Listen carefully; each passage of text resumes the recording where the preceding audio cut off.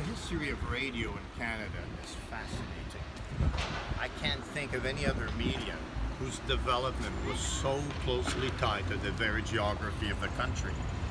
Because of the fact that the majority of the Canadian population lives within a narrow 100-kilometer band to the United States, at the beginning, most of the radio content that Canadians were listening to were American radio stations.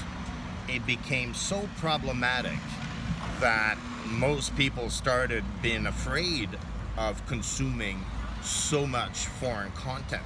Hence the notion cultural imperialism, that the more radio content, American radio content you listen to, the more American values you're likely to adopt, the more American stars you'd be familiar with and stuff, to the detriment of, a whirlwind of content.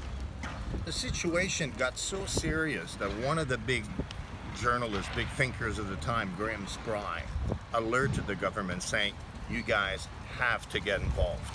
The way things are unfolding right now, we're being Americanized by the minute. And Graham Spry is associated with captioning a sentence that is as significant to the media as the medium is the message from McLuhan.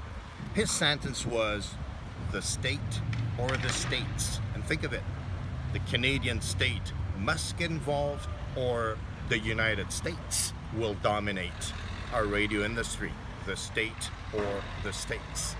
We're going to be looking at some important players in the industry.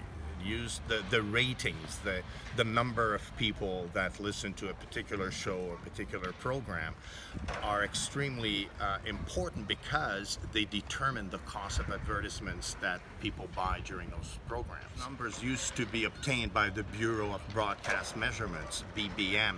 It's changed its name. It's now called Numeris, more in tune obviously with the jargon of today.